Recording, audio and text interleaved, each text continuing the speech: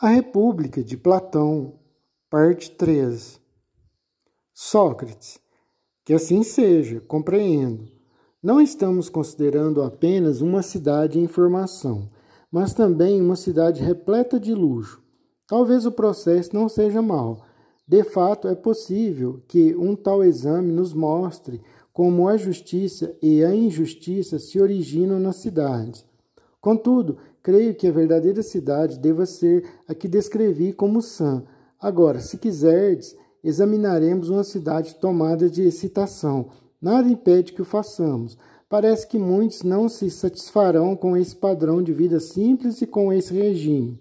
Terão leitos, mesas, móveis de toda a espécie, pratos requintados, essências aromáticas, perfumes para queimar, cortesãs, variadas iguanas e tudo isso em grande quantidade. Portanto, já não podemos considerar apenas necessárias as coisas a que nos referimos no começo, moradias, vestuários e calçados. Teremos de levar em conta a pintura e a arte de bordar, procurar ouro, marfim e materiais preciosos de todas as qualidades. Não é isso? Glauco. É.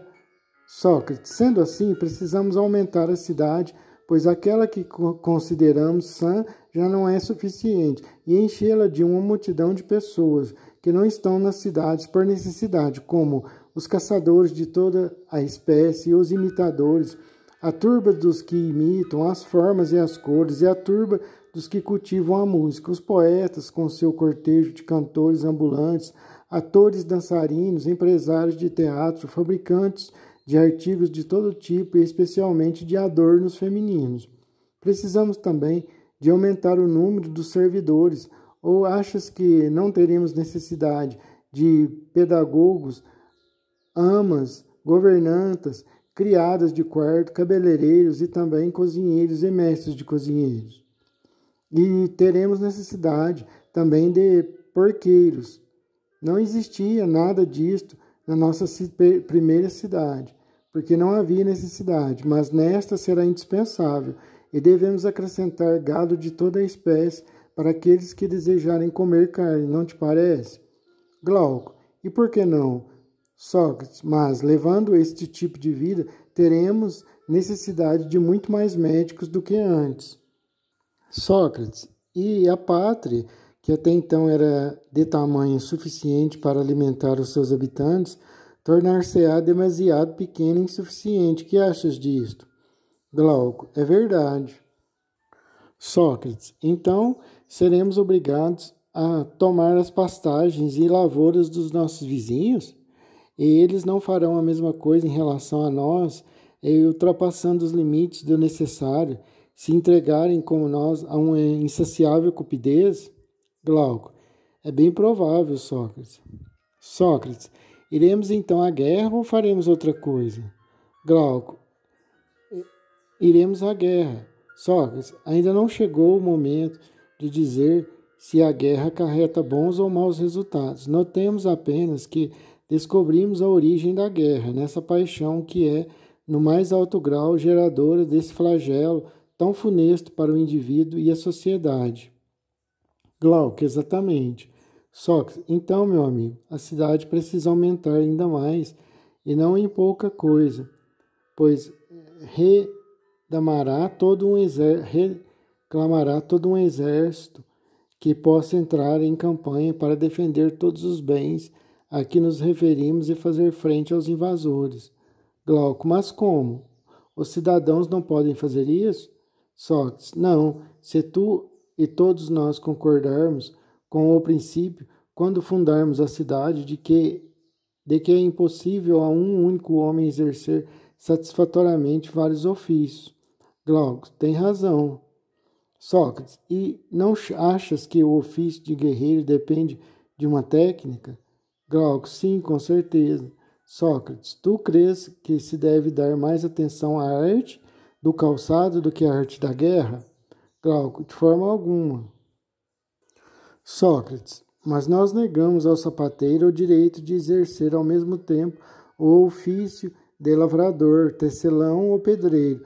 Obrigamo-lo a ser apenas sapateiro, para que os trabalhos de sapataria sejam bem executados. Da mesma forma, atribuímos a cada um dos artesãos um único ofício, aquele para o qual está habilitado por natureza. Se quer tirar proveito das oportunidades a desempenhar bem a sua tarefa, mas não é importante que o ofício da guerra seja bem executado?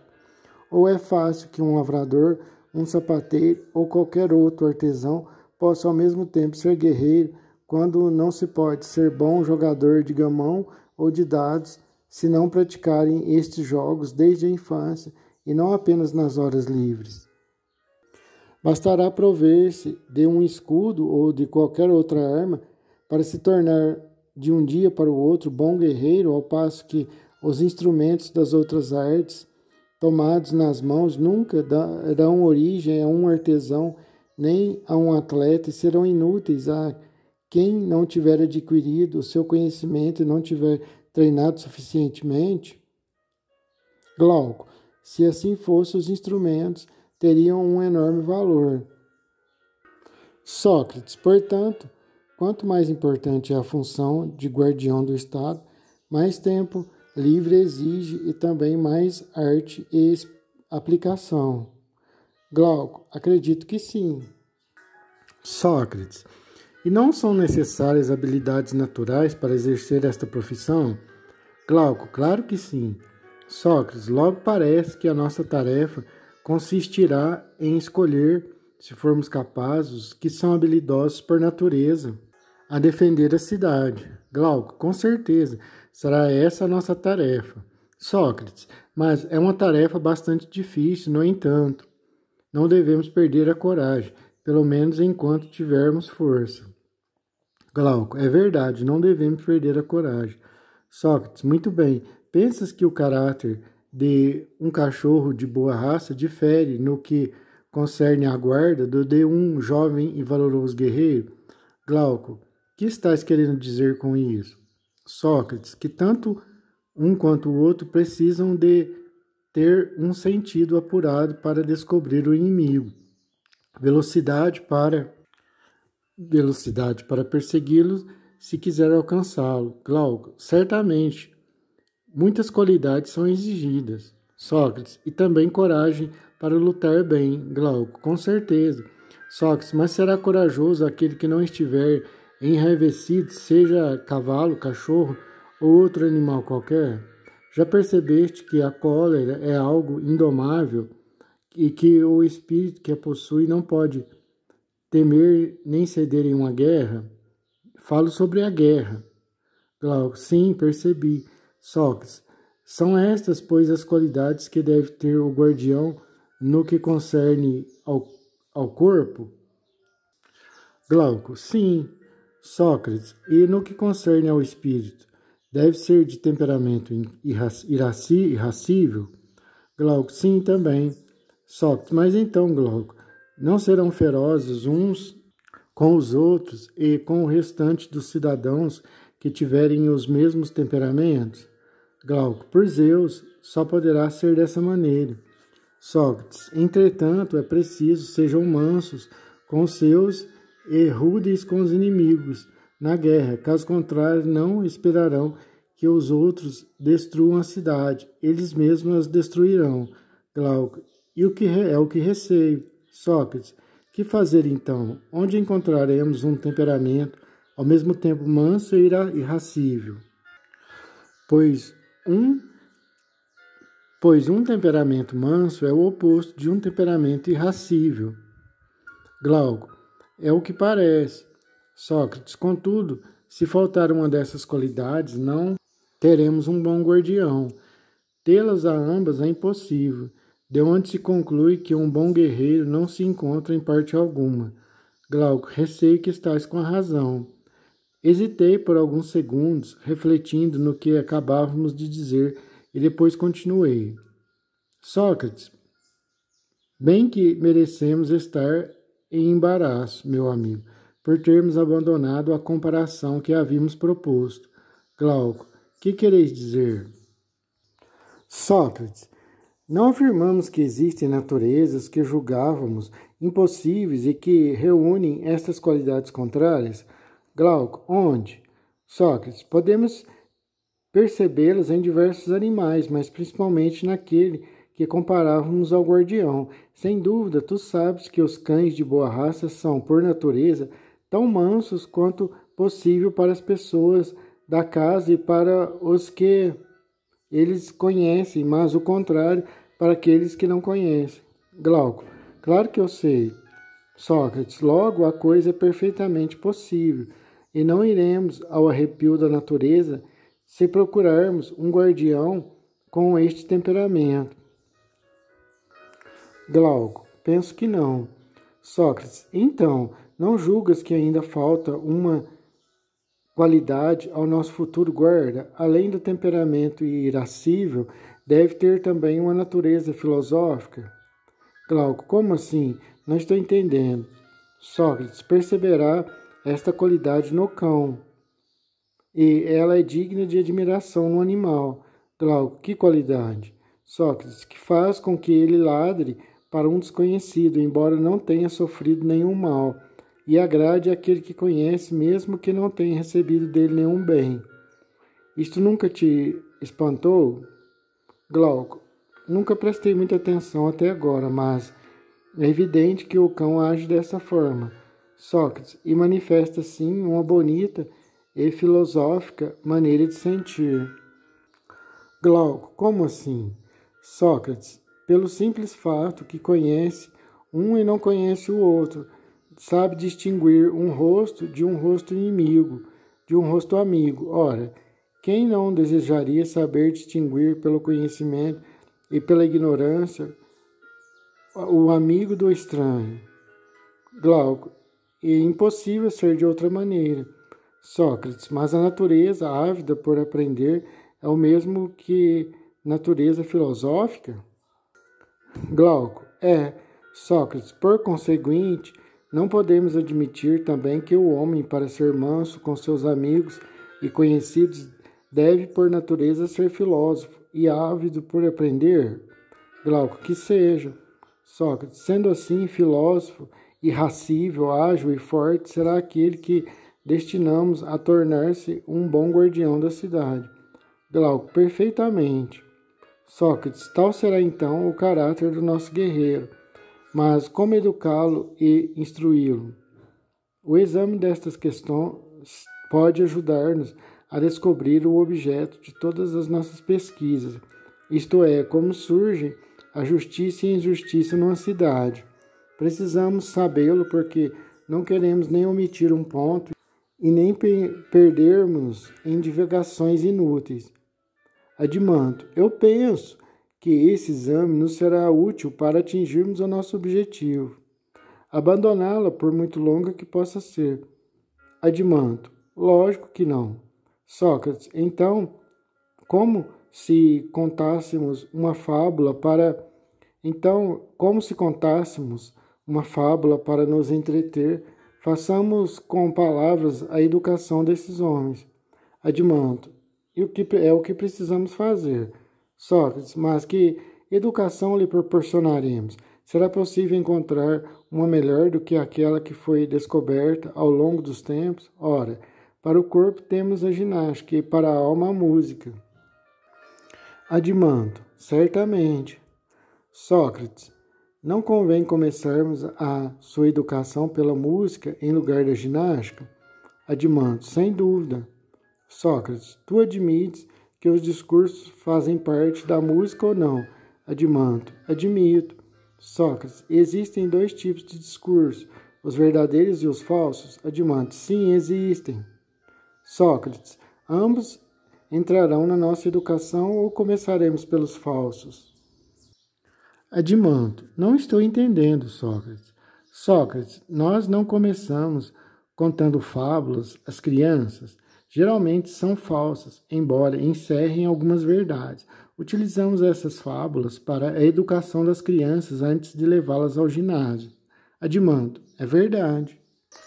Sócrates, este é o motivo por que eu dizia que a música deve preceder a ginástica. Admanto, e tens razão.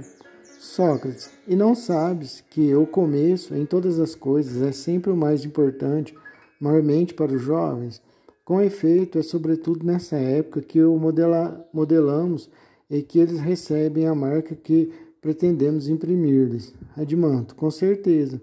Sócrates, sendo assim, vamos permitir, por negligência, que as crianças ouçam as primeiras fábulas que lhes apareçam, criadas por indivíduos quaisquer, e recebam em seus espíritos entender quando forem adultas? Sócrates, sendo assim, vamos permitir, por negligência, que as crianças ouçam as primeiras fábulas que lhes apareçam, criadas por indivíduos quaisquer, e recebam em seus espíritos entender quando forem adultos? Adimanto, de que forma alguma permitiremos?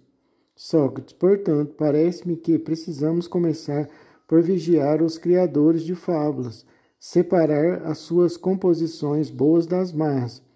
Em seguida, convenceremos as amas e as mães a contarem aos filhos as que tivemos escolhido e modelarem-lhes as almas com as suas fábulas muito mais do que o corpo com as suas mãos. Mas a maior parte das que elas contam atualmente deve ser condenadas.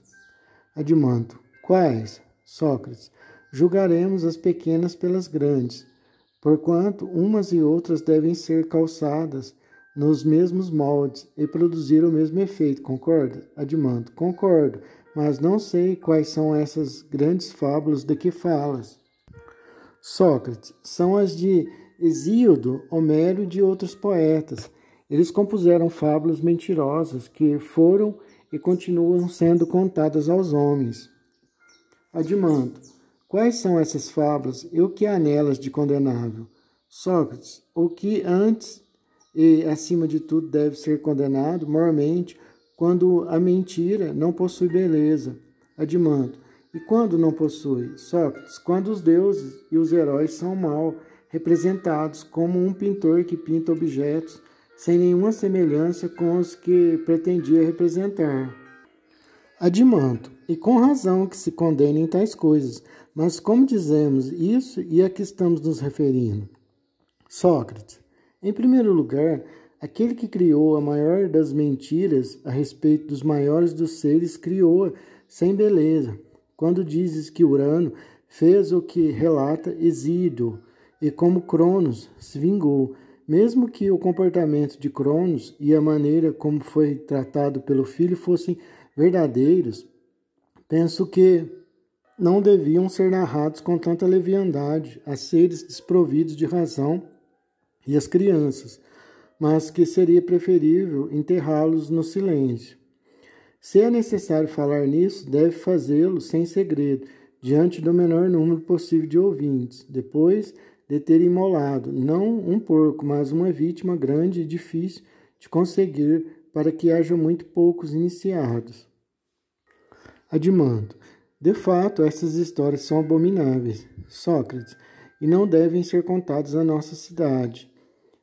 Não se deve dizer diante de um jovem ouvinte que, cometendo os piores crimes e castigando um pai injusto da forma mais cruel, não faz nada de extraordinário e age como os primeiros e os maiores dos deuses. Adimanto, não, por Zeus, a mim também parece que tais coisas não se devem dizer nunca. Sócrates, deve também evitar contar que os deuses fazem guerra entre si e que armam ciladas recíprocas, porque não é verdade. Se quisermos que os futuros guardiães da nossa cidade considerem o cúmulo da vergonha discutir levianamente, e ainda menos se lhes deve contar ou representar em tapeçarias as lutas dos gigantes e esses ódios de toda a espécie que armaram os deuses e os heróis contra os seus parentes e amigos. Ao contrário, se quisermos convencê-los de que jamais a discórdia reinou entre os cidadãos e que tal coisa é ímpia, devemos fazer com que os adultos lhes digam isto desde a infância.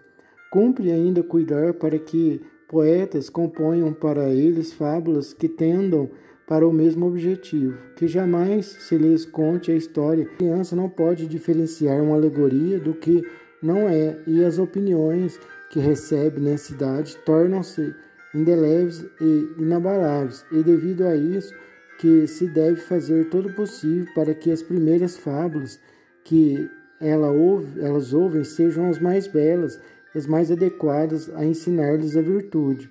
Adimanto, tudo que diz é profundamente sensato, Sócrates.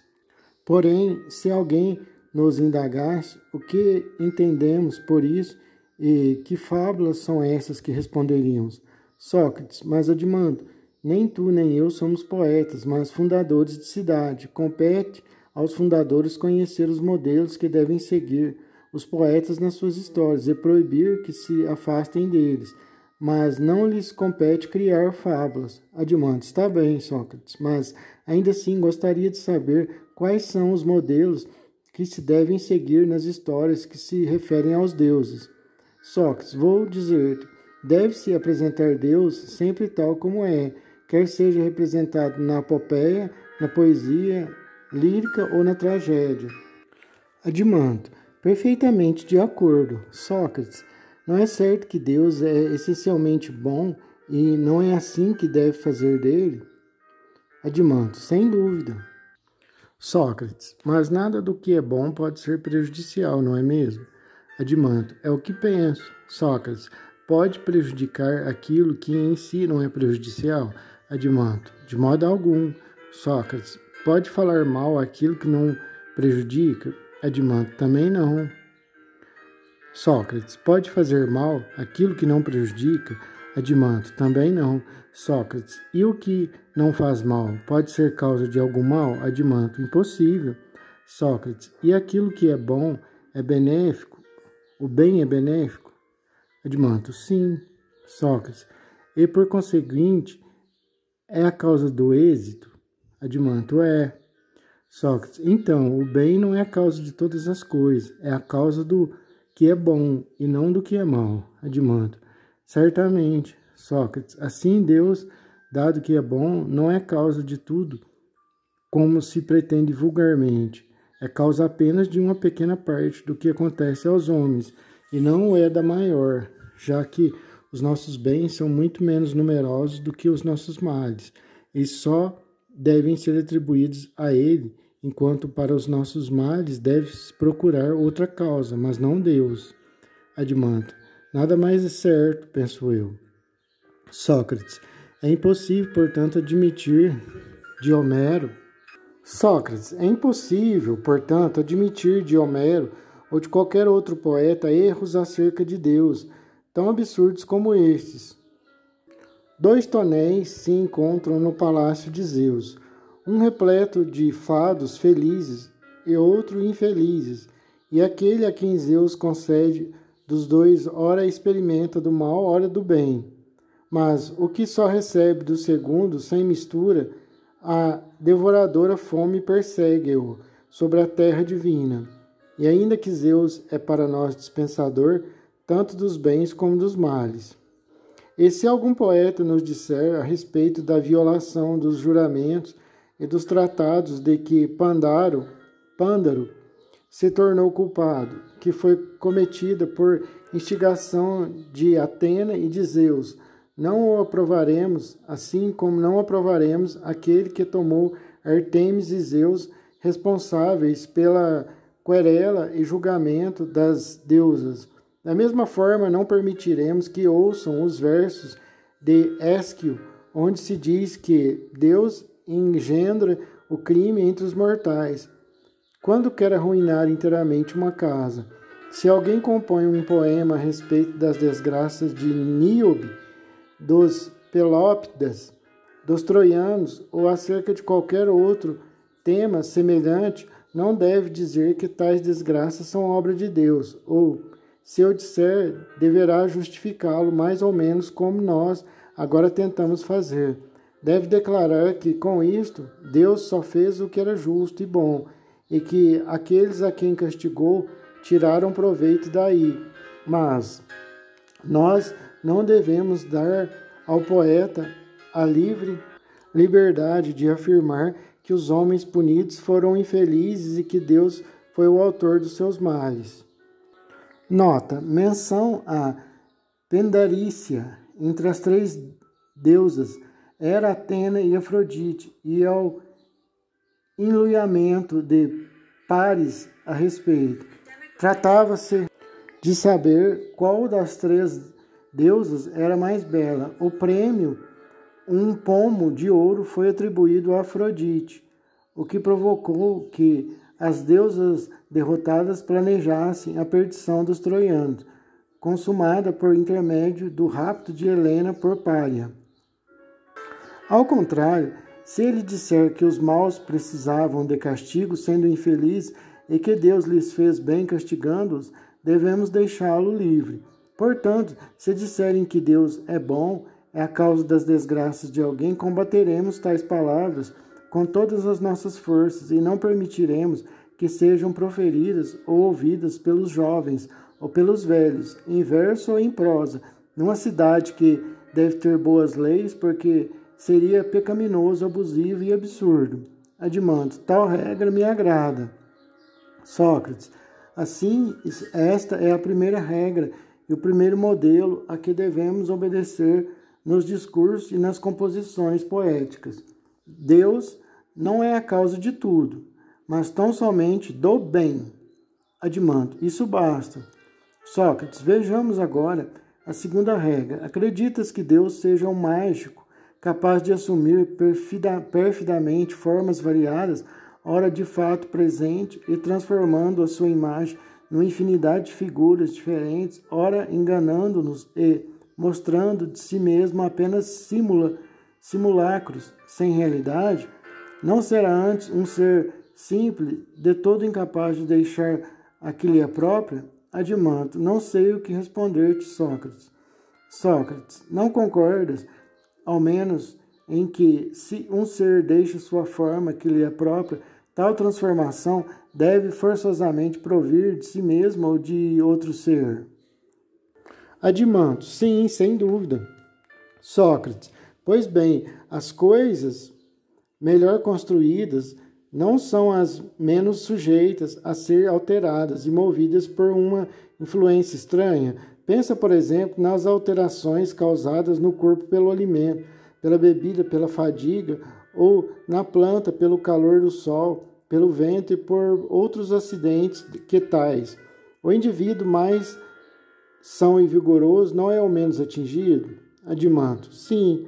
Sócrates, e da mesma maneira, não é a alma mais corajosa e sábia a que menos é perturbada e alterada pelos acidentes exteriores? Adimando, sim, por certo. Sócrates, pelo mesmo motivo, de todos os objetos produzidos pelo trabalho humano, edifícios, vestuários, os bens tragentes de destruição alteram menos. Adimando, exato. Sócrates, em geral, todo ser perfeito que tira a sua perfeição da natureza, da arte ou das duas, está menos sujeito às transformações vindas de fora. Adimando, assim é. Sócrates, mas se Deus é perfeito, tudo que se refere à sua natureza é em todos os aspectos perfeito? Adimando, sem dúvida. Sócrates, assim, pois, Deus é o menos sujeito a receber formas diferentes. Adimando, certamente. Sócrates, seria então por si mesmo que ele mudaria e se transformaria? Adimando, evidentemente, seria por si mesmo, se é certo que ele sofre tais mudanças. Sócrates, mas ele toma uma forma melhor e mais bela ou pior e mais feia? Adimando, forçosamente toma uma forma pior, porque não seria apropriado dizer que falta a Deus algum grau de beleza ou de virtude. Sócrates, muito bem, mas se assim é, acreditas, Adimando, que um ser se torna voluntariamente pior em qualquer aspecto que seja, quer se trate de um Deus, quer de um homem? Adimando, acho impossível. Sócrates, então, também é impossível que um Deus concorde em transformar-se, sendo cada um dos deuses o mais belo e o melhor possível. Permanece sempre na forma que lhe é própria. Adimando, parece que é necessário que seja assim. Sócrates, que nenhum poeta, pois, meu bom amigo, nos diga os deuses sob aspecto de remotos estrangeiros e assumindo todas as formas percorrem as cidades. Sócrates, e que nenhum poeta, pois bem, meu amigo, nos diga que e que nos vem infringir muitas outras mentiras desta natureza. Que as mães, convencidas pelos poetas, não assustem os filhos, contando-lhes que certos deuses vagueiam de noite disfarçados, blasfemar contra os deuses e tornar as crianças mais medrosas e covardes. Adimando, sou do mesmo parecer. Sócrates, entretanto, poderiam os deuses, incapazes de mudança por si mesmos, fazer-nos crer que assumem formas diversas, usando de impostura e encantamento? Adimando, talvez. Sócrates, como assim? Poderia um Deus nos mentir por palavras ou atos, apresentando-nos um fantasma como se fosse ele mesmo? Adimando, não sei. Sócrates, porventura ignoras que a verdadeira mentira, se assim me posso expressar, é igualmente abominada pelos deuses e pelos homens? Adimando, que queres dizer? Sócrates, que ninguém aceita de bom grado ser enganado na parte soberana do seu ser no que diz respeito aos assuntos mais importantes. Ao contrário, a mentira é a coisa mais temida. Adimando, ainda não te compreendo, Sócrates. Sócrates, crês com certeza que exprimo um oráculo? Ora, eu digo que ser enganado na alma sobre a natureza das coisas, continuar a sê-lo e ignorá-lo, aceitar e manter o erro é o que suporta menos, e é principalmente neste caso que a mentira é detestada. Adimando, tens bastante razão. Sócrates, pois pode-se denominar verdadeira mentira o que acabo de mencionar, a ignorância em que na sua alma se encontra a pessoa enganada, porque a mentira nos discursos nada mais é que uma imitação do estado da alma, uma imagem que se produz mais tarde e não uma mentira absolutamente pura, não é verdade? Adimando, certamente. Sócrates, assim a verdadeira mentira é igualmente execrada pelos deuses e pelos homens. Adimando, assim penso. Sócrates, mas às vezes a mentira nos discursos é útil a alguns, de maneira a não merecer o ódio. No que diz respeito aos inimigos e aqueles a quem chamamos de amigos, quando impelidos pelo ódio ou pelo desatino, realizam alguma ação má, a mentira não é útil como remédio para os desviar disso. E nessas histórias de que falávamos há pouco, quando, não sabendo a verdade sobre os acontecimentos do passado, damos a maior verossimilhança possível à mentira, não a tornamos útil? Adimando, com certeza. Sócrates, mas por qual destas razões a mentira seria útil a Deus? Será a ignorância dos acontecimentos do passado que compele a Deus dar verossimilhança à mentira? Adimando, seria ridículo crer nisso. Sócrates, não é então Deus um poeta mentiroso? Adimando, também não creio nisso. Sócrates, será então o temor dos seus inimigos que o obriga a mentir? Adimando, longe disso. Sócrates, ou ele mentiria para aplacar o ódio ou o desatino dos seus amigos. Adimando, mas Deus não conta com amigos entre os odientos e os insensatos. Sócrates, logo, não há razão para que Deus minta. Adimando, não há absolutamente, não. Sócrates, assim, pois a natureza demoníaca e divina é completamente estranha à mentira. Adimando, completamente. Sócrates, e Deus é essencialmente simples e verdadeiro, em atos e palavras. Deus não muda de forma e não engana os outros, nem por simulacros, nem por discursos, nem pelo envio de sinais no estado de vigília ou de sonhos. Adimando, convenci-me disso depois de ouvir o que disseste. Sócrates, aceitas então que é esta a segunda regra que se deve seguir nos discursos e nas composições poéticas a respeito de Deus. Não são mágicos que mudam de forma e não confundem com mentiras, palavras ou atos. Adimando, aceito. Sócrates, assim, pois, embora louvando muitas coisas em Homero, não louvaremos a passagem em que diz que Zeus enviou um sonho a Agamenon, nem a passagem de Ésquilo. Em Tétris relata que Apoio, que cantava nas suas núpcias, insistiu na sua felicidade de mãe cujos filhos seriam isentos de doença e favorecidos por longa existência. Ele diz tudo isso e anunciou-me divinos encontros em seu canto, enchendo o meu coração de alegria. E eu esperava que não fosse mentirosa a boca sarada de Febo, de onde brotavam mas ele, o cantor, o conviva deste festim e o autor destes louvores, é o assassino de meu filho. Quando um homem poeta falar assim dos deuses, ficaremos irritados, não faremos coro, tom ele e não permitiremos que os mestres se sirvam das suas fábulas para a educação da juventude. Se quisermos que os nossos guardiães sejam piedosos e semelhantes aos deuses, no maior grau em que os homens o possam ser. Adimando, são muito sábias essas regras, e eu estou de acordo contigo, e de meu parecer, a partir delas se deve extrair outras tantas leis.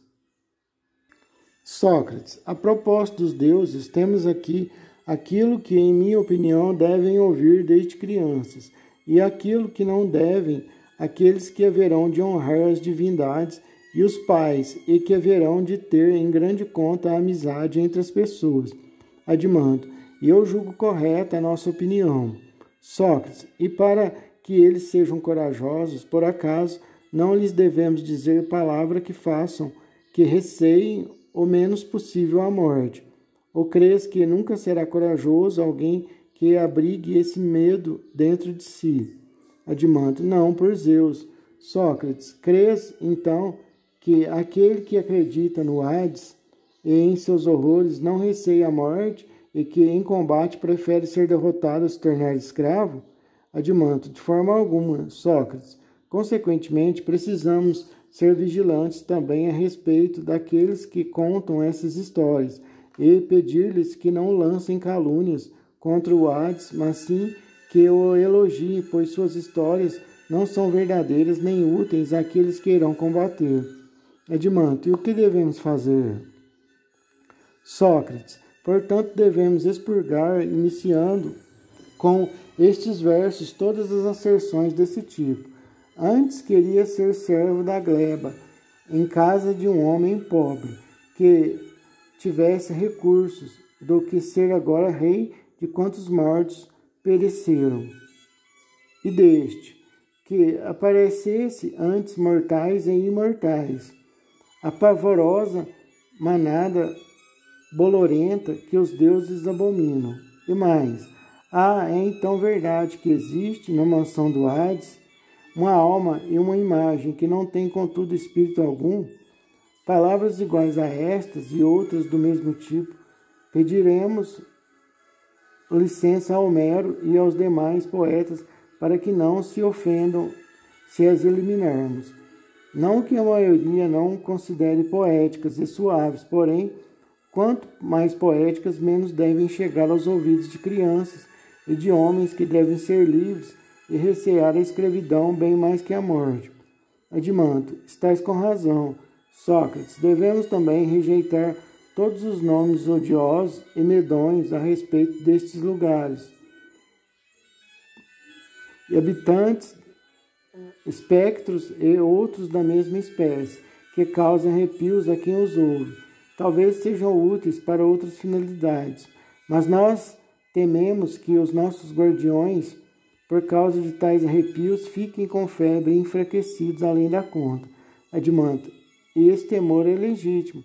Sócrates, em consequência, os nomes devem ser dois. Adimando, certamente que sim. Sócrates, e teremos um modelo contrário a este, mas nas conversações ou nas poesias? Adimando, com certeza. Sócrates, portanto, eliminaremos também as lamentações e lástimas de homens famosos. Adimando, evidentemente que sim, como no caso anterior. Sócrates, analisa se agiremos com acerto em eliminá-las. Um dos rios do Hades, outro rio do Hades. Nós declaramos que um homem probo não julga terrível ou falecimento de outro homem probo, de quem é amigo. Adimante, de fato, declaramos. Sócrates, portanto, não lamentaria como se lhe houvesse acontecido uma desgraça? Adimante, certamente que não. Sócrates, mas afirmaremos também que um homem assim se basta a si mesmo para ser feliz e que, ao contrário dos outros, necessita bem pouco de outras pessoas. Adimante, é verdade. Sócrates, então é para eles menos terrível perder um filho ou um irmão, ou dinheiro, ou qualquer outros bens dessa espécie?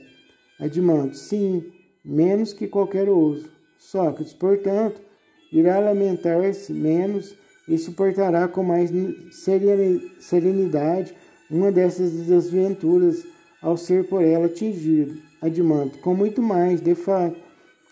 Sócrates, teremos razão em arrancar as lamentações aos homens famosos, deixá-las às mulheres, e mesmo assim apenas aquelas que forem desprovidas de mérito, e aos homens covardes, para que não suportem um procedimento semelhante àqueles que estão destinados à defesa do país.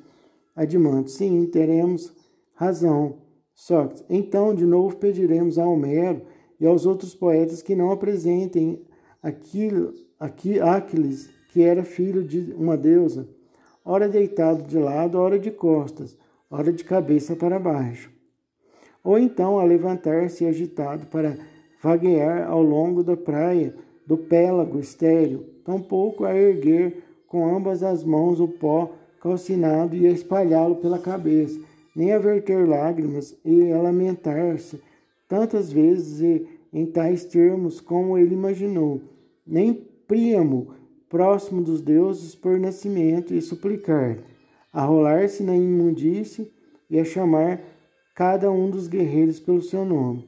E muito mais ainda pediremos a Homero que não represente os deuses, lamentando-se e dizendo, ai de mim, desgraça, ai, mãe infeliz do mais valente dos homens. E se desta maneira que falam dos deuses, que ao menos não ousem desfigurar o maior de todos, fazendo-o dizer, é um guerreiro que eu estimo, que vejo com meus olhos, ser perseguido à volta da cidade, e o meu coração geme. E ai de mim, que é destino de Sarpedon, mais caro dos homens, ser derrubado por Pidrauto, o filho de Menécio. Sucede, meu caro Adimanto, que se os nossos jovens tomassem a sério tais palavras e não rissem delas como indignas dos seres a quem dizem respeito, dificilmente alguns deles, sendo simples homens, se julgariam indignos de assim proceder e censurariam a si próprios, se lhes acontecesse também dizer ou fazer algo semelhante. Mas, ao menor infortúnio, se abandonariam, sem a mínima vergonha, a queixas e lamentações. Adimanto, o que dizes é pura verdade. Sócrates, mas isso não deve ser assim, como nos prova a argumentação, e precisamos acreditar nela, até que nos persuadam da existência de outra melhor. Adimanto, de fato, não deve ser assim. Não deve ser. Sócrates, em verdade, porém, também não devem ser muito propensos ao riso, pois na maioria das vezes em que alguém se entrega a um riso excessivo, este lhe provoca uma transformação da mesma forma excessiva. Edmando, parece-me que é assim. Sócrates, em consequência, é inadmissível se representem homens dignos de estima sob o domínio do riso, e pior ainda, se tratar de deuses. Adimante, muito pior. Nota. Ilíada. Tétis lamenta a morte próxima de Aquiles, seu filho. Ilíada. Zeus vê Heitor ser perseguido por Aquiles ao redor das muralhas de Troia. Ilíada. Zeus lamenta para Hera o destino de seu filho Saperdon. Sócrates. Portanto, não poderemos admitir as palavras de homem a respeito dos deuses. Um riso inextinguível se ergueu entre os deuses bem-aventurados, ao verem Éfesto afadigar-se pelo prado afora. Não podemos aprovar esta passagem de acordo com o teu raciocínio. Adimanto, concordo que seja reprovada. Sócrates, mas realmente também devemos ter a verdade em grande consideração. Se há pouco dissemos acertadamente que a mentira é inútil aos deuses, porém útil aos homens sob a forma de remédio, é evidente que seu emprego deve ser exclusivo dos médicos e de mais ninguém. Adimanto, evidentemente. Sócrates, por conseguinte, se compete a alguém mentir e aos líderes da cidade, no interesse da própria cidade, em virtude dos inimigos ou dos cidadãos. A todas as demais pessoas não é lícito mentir. Contudo, se um cidadão mentir a seus chefes, afirmaremos que ele comete um erro da mesma natureza, porém maior ainda do que se um doente não contasse a verdade ao médico, ou se um aluno ocultasse ao professor de ginástica seus sofrimentos físicos, ou se um marinheiro não revelasse ao piloto a verdade sobre o estado do navio e da tripulação, omitindo-lhe informações quanto à sua situação e a de seus companheiros. Adimanto, concordo plenamente. Sócrates, por conseguinte, se o chefe surpreender alguém mentindo na cidade, da classe dos artesãos, ou adivinho, ou médico que cura os males, ou fabricante de lanças, irá castigá-lo por esse alguém estar introduzindo hábitos capazes de derrubar e arruinar uma cidade toda, como se tratasse de um navio. Adimanto, isso, se suas palavras forem seguidas de ações. Sócrates, como assim? Queres dizer que aos nossos jovens não será necessária a temperança? Adimanto, claro que será. Sócrates, para a maioria das pessoas, os pontos básicos da temperança não são obedecer os chefes e manter domínio quanto aos prazeres da bebida, do amor e da mesa? Adimanto, julgo que sim, é verdade. Sócrates, então aprovaremos as palavras de Homero, faz Diomedes proferir. Amigo, cala-te, senta-te e obedece às minhas ordens. E em outra passagem, diz: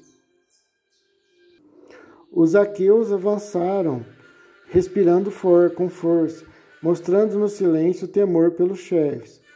E todas as passagens semelhantes, adimanto perfeitamente, Sócrates. E agora este verso: o vinho te pesa, teus olhos de cão, coração de cervo. E os que vêm em seguida, por acaso são belas as impertinências que os escritores, em prosa ou em verso, disseram aos seus chefes? Adimanto, não possuem nada de belo. Sócrates, em minha opinião, não são coisas apropriadas para estimular os jovens à temperança, mas não me admiro que lhes proporcione outro tipo de prazer. Que achas? Adimanto, penso que sim. Sócrates, muito bem. Fazer o mais sensato dos homens dizer que a coisa mais bela do mundo é estar junto de mesas repletas de pão e carnes e o escansão vir das crateras para vir deitar nas taças. Parece isto adequado para estimular um jovem ao domínio de si mesmo, ou ainda ouvir que Zeus, estando acordado enquanto os outros deuses e homens dormiam, esqueceu-se dos seus desígnios, em virtude do desejo amoroso, ficou tão atordoado à vista de Hera que não quis entrar em seu palácio, mas decidiu unir-se a ela ali mesmo no chão, afirmando que jamais sentiria tamanho desejo, nem mesmo na ocasião em que haviam encontrado pela primeira vez às escondidas de seus pais. Ou que Ares e Afrodite, por semelhante motivo, foram acorrentados por Hefasto. Adimanto, por Zeus, claro que não me parece adequado.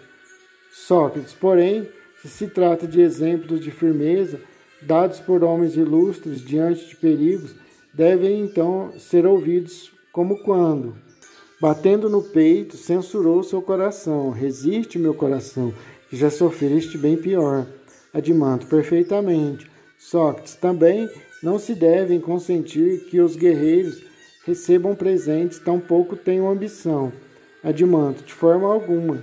Sócrates, nem convém que se cante na presença deles que os presentes persuadem os deuses, os presentes persuadem os veneráveis reis. Nem se deve louvar Fênix, pedagogo de Aquiles, como se ele estivesse dando sábio conselho, dizendo-lhe que, caso recebesse presente dos arqueus, deveria defendê-los, mas, se não recebesse, não deveria renunciar à sua cólera. E nem aceitaremos que Aquiles seja tão ambicioso a ponto de aceitar presentes de Agamenon e que devolva um cadáver somente após receber o resgate.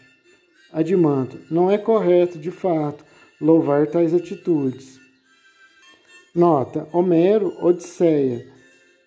Homero, Ilíada. Sócrates, hesito em consideração a Homero em afirmar que é impiedoso atribuir a Aquiles tais sentimentos e dar crédito àqueles que os declaram, especialmente quando se dirige a apoio. Prejudicar-me Deus, que acertas ao longe, o mais funesto de todos. Bem, me vingava eu de ti, se tal poder me fosse dado, e que desobedecesse ao rio, que era um deus, e estivesse propenso a lutar contra ele, e depois que quisesse oferecer seu cabelo consagrado a outro rio, o esperqueio ao herói Patroclo, que morrera, e a maneira como fez são todas atitudes inacreditáveis. E quanto a arrastar Heitor ao redor do túmulo de Patroclo e a imolar os prisioneiros da sua pira, sustentaremos que todas essas histórias são falsas e não permitiremos que os nossos homens acreditem que Aquiles, sendo filho de uma deusa, e de Peieu, que era tão judicioso e tendo sido educado pelo sapientíssimo Quiron, possuísse um espírito de tal forma desvagado que abrigasse em seu íntimo dois defeitos contrários um ao outro: uma desmedida ambição e um arrogante desprezo pelos deuses e pelos homens. Adimanto, estás com a razão, Sócrates. Sócrates, por conseguinte, não devemos acreditar nem permitir que se diga que Teseu, filho de Poseidon, e Pinto, filho de Zeus, praticaram tão hediondos raptos, nem que outro qualquer filho de Deus e herói tenha cometido os atos terríveis e ímpios de que são acusados. Ao contrário, obriguemos os poetas a dizer que não tiveram tais atitudes, ou que não os filhos dos deuses, mas que não afirmem ambas as coisas ao mesmo tempo, tampouco que procurem convencer os nossos jovens de que os deuses realizam coisas más e de que os heróis não são em nada melhores do que os homens.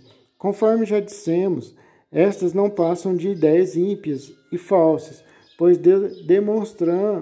demonstramos que o mal não pode ser oriundo dos deuses. Adimanto, é evidente que não. Sócrates, ademais, tais ideias prejudicam aqueles que as ouvem, pois que homem não perdoará sua própria iniquidade se estiver convencido de que faz apenas o que praticam e praticaram, e que motivos estes que nos induzem a rejeitar semelhantes histórias, por receio de que instiguem nossos jovens a praticar com leviandades as piores. Os descendentes dos deuses, parentes de Zeus, a quem pertence o altar, de Zeus ancestrais, no monte Ida, nas alturas, conservam ainda nas veias um sangue divino. Motivos estes que nos induzem a rejeitar semelhantes histórias por receio de que instiguem nossos jovens a praticar com leviandades as piores ações. Adimanto, com toda certeza, Sócrates, que outro tipo de ideias devemos examinar entre as que podemos ou não divulgar? Já analisamos como se deve falar a respeito dos deuses. dos demônios, dos heróis e dos habitantes do Hades. Adimanto, sem dúvida. Sócrates, logo estaria faltando o que se